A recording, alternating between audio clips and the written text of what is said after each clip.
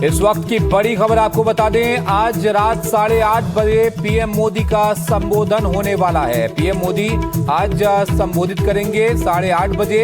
ये अहम जानकारी निकलकर यहां पर सामने आ रही है। इससे पहले आप देख रहे हैं कि किस तरह से महिला आरक्षण बिल को लेकर प्रतिक्रियाएं देखने को मिल रही है और अब एक बड़ा अपडेट निकल कर आया है कि पीएम मोदी शाम को संबोधित करेंगे। हालांकि किस सिलसिले में पीएम यहां पर बात करेंगे ये यहां पर देखना होगा, लेकिन पीएम के संबोधन को लेकर बड़ी जानकारी है। आज रात 8:30 बजे पीएम संबोधित करेंगे। तो देश को संबोधित करने वाले हैं पीएम मोदी आज रात 8:30 बजे।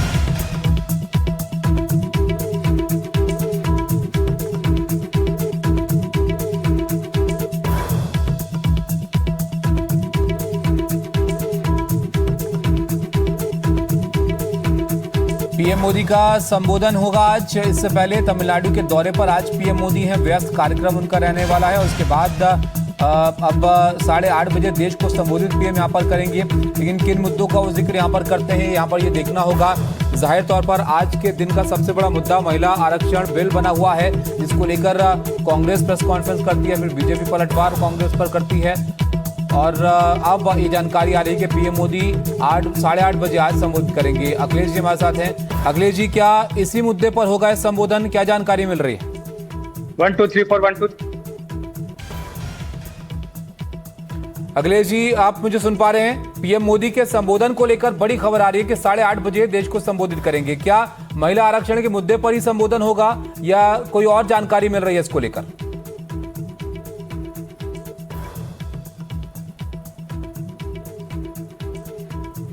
अखिलेश जी तक आवाज नहीं जा पा रही है, कोशिश करेंगे दोबारा उनसे संपर्क साधने की। लेकिन इस वक्त की बड़ी खबर है, ये बड़ी जानकारी निकल कर आ रही है कि आज रात 8:30 बजे पीएम मोदी देश को संबोधित करने वाले हैं और अपनी बात वो यहाँ पर रखेंगे। नारी शक्ति पर लड़ाई जो है वो सियासी पारा हाई करती हुई दिख रही है, जिस पर आप देख रहे हैं कि लगातार प्रतिक्रियाएं आ रही हैं। कल संसद से पास ये बिल नहीं हो पाया था और उसको लेकर अब बीजेपी लोगों के बीच जा रही है, कांग्रेस पर निशाना साध रही है। उधर कांग्रेस की तरफ से भी प्रियंका गांधी प्रेस कॉन्फ्रेंस आज करती है, उसके बाद बीजेपी जवाब उसका देती है। तो ये पूरा का पूरा मामला सियासी तौर पर काफी गरमाया हुआ है। हालांकि पीएम मोदी के संबोधन में क्या बातें कही जाती हैं ये यहाँ पर देखना होगा, शाम तक का इंतजार करना होगा। 8:30 बजे संबोधित करेंगे पीएम मोदी। अखिलेश जी हमारे साथ हैं। अखिलेश जी, आप तक आवाज नहीं पहुंच पाई, मैं पूछ रहा था कि बड़ी जानकारी है 8:30 बजे संबोधित करेंगे पीएम मोदी। क्या ये महिला आरक्षण के मुद्दे पर ही संबोधन होगा या कुछ और भी है यहाँ पर? देखिए, महिला आरक्षण के मुद्दे पर ही संबोधन होगा, क्योंकि ये बात बिल्कुल स्पष्ट है कि जिस तरह से कल घटनाक्रम हुआ है उसे लेकर पीएम नरेंद्र मोदी जी काफी आहत बताए जा रहे हैं। आज कैबिनेट की बैठक में भी उन्होंने अपनी बात कही थी, अपने सदस्यों से जो साथी हैं उनसे बातचीत कही थी और काफी आक्रामक भी वो दिखाई दिए थे। उन्होंने कहा था कि कांग्रेस पार्टी ने जो ये कदम उठाया है इससे वो महिला विरोधी है, ये बात बिल्कुल साबित हो रही है। देश की हर महिला को जाकर ये बताना चाहिए कि किस तरह से कांग्रेस पार्टी ने महिलाओं को आरक्षण देने के रास्ते में रोड़े अटकाए हैं। और साथ ही उन्होंने ये भी कहा कि अगर कांग्रेस पार्टी को ये लगता है कि उसने सरकार को हरा दिया तो वो सरासर गलत है, क्योंकि उसने सरकार को नहीं बल्कि देश की महिलाओं को हराया है। ये बात भी पीएम नरेंद्र मोदी ने आज कैबिनेट मीटिंग में कही है। उसके साथ ही उन्होंने ये भी कहा कि आप हर गांव में जाइए, लोगों को बताइए, खासतौर से महिलाओं को बताइए कि किस तरह से कांग्रेस पार्टी ने महिला आरक्षण के रास्ते में रोड़े अटकाए हैं। और उसके बाद अब आज शाम 8:30 बजे राष्ट्र के नाम संबोधन पीएम नरेंद्र मोदी करने जा रहे हैं। सूत्रों के हवाले से बताया गया कि महिला आरक्षण के विधेयक पर के मुद्दे पर ही पीएम नरेंद्र मोदी राष्ट्र को संबोधन करेंगे। तो बताया गया कि सरकार की मंशा क्या थी, सरकार क्यों ये बिल लेकर के आई थी, सरकार क्यों चाहती थी कि 2029 में 33% आरक्षण महिलाओं को दिया जाए। लेकिन कांग्रेस पार्टी ने बाकी विपक्षी पार्टियों के साथ मिलकर इसके रास्ते में न केवल रोड़े अटकाए बल्कि इसको हरवा भी दिया। तो ये साफ तौर पर एक तरह से कांग्रेस पार्टी के ऊपर सवाल उठाया जाएगा आज ये पीएम नरेंद्र मोदी के संबोधन में। लेकिन यहाँ पर इस मामले को लेकर सियासी बयानबाजी भी अखिलेश जी हम बहुत देख रहे हैं। जो विपक्ष कह रहा है कि वो 2023 वाले कानून को आप लागू कर दीजिए, 2029 तक हम तैयार हैं। ऐसे में आगे की रणनीति क्या दिख रही है सरकार की? देखिए, सरकार के देगी कई सारे विकल्प हैं, क्योंकि इसमें जहां तक परिसीमन का सवाल है तो बिना परिसीमन के ये महिला आरक्षण लागू नहीं होगा। ये बात जो है 2023 में पारित किए गए कानून में भी एक बात कही गई थी। साथ ही ये भी कहा गया था कि जो जनसंख्या है उसको किस तरह से आधार बनाया जाए, तो ये भी जनगणना का काम अभी चल रहा है, तो इस बात का भी जिक्र किया जाएगा। जो भी संवैधानिक तकनीकी पहलू हैं इस मामले के, उनको भी जनता के सामने पीएम नरेंद्र मोदी रखेंगे। साथ ही ये बताएंगे कि सरकार किस तरह से ये सुनिश्चित करना चाहती थी कि जो महिलाओं का आरक्षण है उसमें अधिक देरी ना हो, सरकार जल्द से जल्द इसको लागू करना चाहती थी, इसलिए 2029 में ही लोकसभा चुनाव में इसको लागू करने का इरादा सरकार का था, लेकिन कांग्रेस पार्टी ने इसको पूरा नहीं होने दिया। एक मसला इसमें यह भी अखिलेश जी देखने को मिल रहा है, जो विपक्ष मुद्दा बना रहा है कि ये महिला बिल के जरिए जो परिसीमन है वो सरकार लागू करना चाह रही थी। इस मामले को भी जरा आप समझाइए कि परिसीमन का आधार 2026 की जनगणना की जगह 2011 की जनगणना को रखना, इस सब को लेकर जो सियासत हो रही है इसकी वजह क्या है? सियासत बिल्कुल स्पष्ट है। विपक्ष ये कह रहा था कि वो महिलाओं के आरक्षण का विरोध नहीं कर रहा है, बल्कि उसका विरोध इस बात पर था कि सरकार परिसीमन करना चाहती है और सरकार साथ साथ 2011 की जनगणना का आधार बना करके परिसीमन करना चाहती है। लेकिन ये बात बिल्कुल स्पष्ट है कि 2026 जो फ्रीज लगा हुआ है वो समाप्त होगा परिसीमन पर, और उसके बाद एक बार फिर से प्रश्न खड़ा होगा कि क्या 1971 के आधार पर ही लोकसभा की जो सीटें भी वर्तमान में चल रही वो जारी रहेगी, या फिर नए सिरे से परिसीमन होना चाहिए। तो ये प्रश्न एक बार फिर से उपस्थित होगा। तो इसी कारण से ये प्रश्न को हल करने के लिए ही नया परिसीमन आयोग किया, जिसके लिए भी सरकार ने कल बिल रखा था, लेकिन जिस तरह संविधान संशोधन विधेयक वो गिरा दिया गया विपक्ष की ओर से, उसके बाद सरकार को बाकी 2 बिल भी वापस लेने पड़े थे। तो मुझे लगता है कि सरकार ने अपने रास्ते जो है खुले रखे हैं, और साथ ही सरकार ये भी कह रही है कि तमाम विकल्प हैं उनके ऊपर विचार चल रहा है, और आगे भी सरकार इसको बढ़ाती रहेगी। ये नहीं कि सरकार अपने कदम पीछे खींच देगी। उन्होंने कहा कि अब जनता के पास जाया जाएगा और जनता ये फैसला करेगी, महिलाएं फैसला करेंगी कि वो आखिर चाहती है या नहीं, और अगर चाहती है तो फिर उन्हें बीजेपी को 2/3 बहुमत अगले चुनाव में वो देंगे। बिल्कुल। और क्या कोई बातचीत की भी यहाँ पर चर्चा है? क्योंकि विपक्षी पार्टियां एक बात को लेकर तो दिख रही हैं कि महिलाओं के आरक्षण का विरोधी खुद को कोई नहीं दिखाना चाह रहा है यहाँ पर अखिलेश जी, लेकिन क्या विपक्षी पार्टियों को मनाने की भी कोई पहल यहाँ पर हो सकती है ताकि ये बिल पास हो सके कम से कम अगले सत्र में ही, अगर इसको लाया जाए तो? मुझे अब इस बात की संभावना कम लगती अभीश, क्योंकि जिस तरह से पीएम नरेंद्र मोदी ने आज कैबिनेट की बैठक में बोला है, और जो हमें बताया गया कि वो काफी भावुक भी थे, और साथ ही बाद में इस बात को लेकर वो आक्रोशित भी थे कि किस तरह से महिलाओं के हित में जो इतना बड़ा कदम उनकी सरकार उठाने जा रही थी उसको विपक्षी पार्टियों ने मिलकर के रोक दिया है। और जिस तरह से उन्होंने पार्टी के सांसदों को और सदस्यों से कहा है कि वो जनता के बीच में जाएं, हर गाँव में जाकर के इन महिला विरोधियों का जो चेहरा है उसको बेनकाब करें, उससे मुझे लगता नहीं कि अब सरकार और विपक्ष के बीच में इस मुद्दे पर समझौते की कोई गुंजाइश है। क्योंकि आपने कल देखा सदन में कि समूचा विपक्ष एक था, और जो आंकड़े थे विपक्ष के वो एकजुट रहे, 230 का उनका आंकड़ा आया, और यहाँ पर वाईएसआरसीपी का ही समर्थन सरकार को मिला। तो इस तरह से ये साफ तौर पर दिखाई दे रहा है कि इसको लेकर के लकीरें जो खिंच चुकी है सरकार विपक्ष के बीच में, और अब कोई समझौते की सुलह की गुंजाइश दिखाई नहीं दे रही। अब ये देश भर में जो प्रदर्शन की बात यहाँ पर हो रही है अखिलेश जी, ये किस तरह का प्रदर्शन होगा और इसको लेकर क्या प्लानिंग है बीजेपी की या एनडीए की?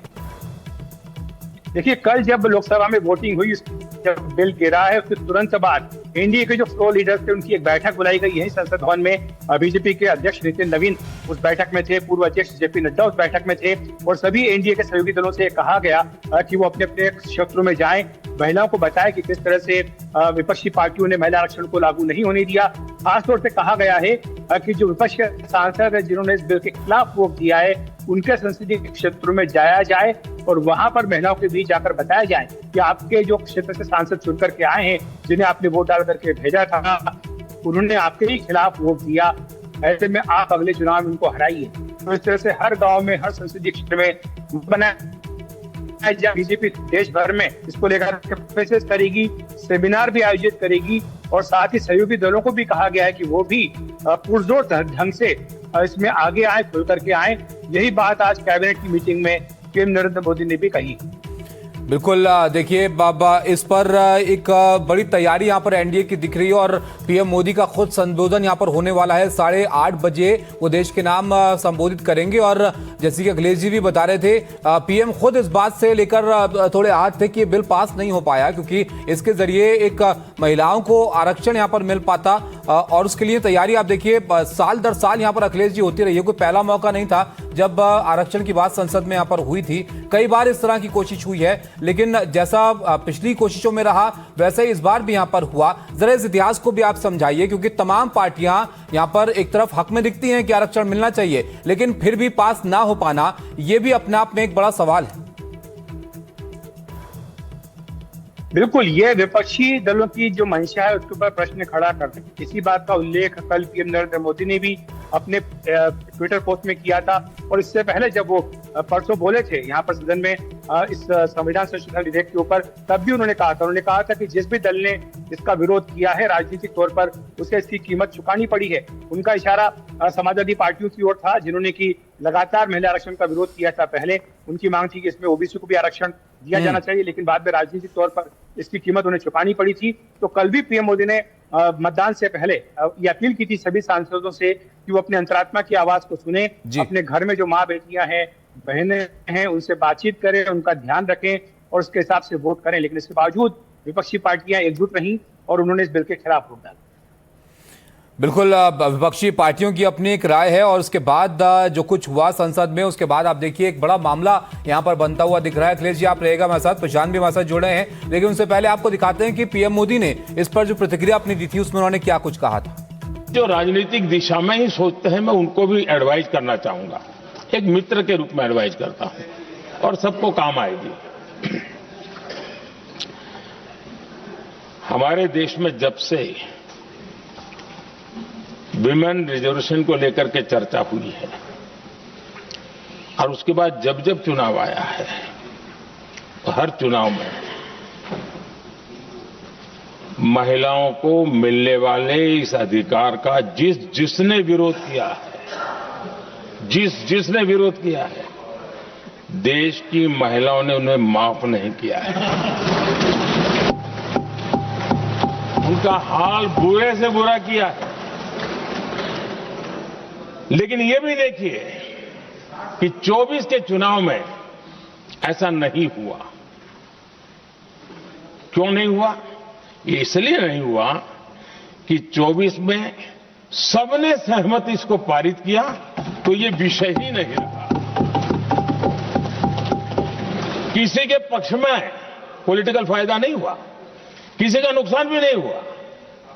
सहज रूप से जो मुद्दे थे उन मुद्दों के आधार पर चुनाव लड़ा, क्योंकि 24 में सब साथ में थे। कुछ लोग यहां है, कुछ लोग नहीं है, लेकिन सब साथ में थे। आज भी मैं कहता हूं, अगर हम सब साथ में जाते हैं तो इतिहास गवाह है कि किसी एक के राजनीतिक पक्ष में नहीं जाएगा। ये देश के लोकतंत्र के पक्ष में जाएगा, देश के सामूहिक निर्णय शक्ति के पक्ष में जाएगा और हम सब उसके यश के हकदार होंगे। न ट्रेजरी बैंक उसका हकदार रहेगा, न मोदी उसका हकदार रहेगा, यहां बैठे हुए सब हकदार रहेंगे। और इसलिए जिन लोगों को इसमें राजनीति की बू आ रही है,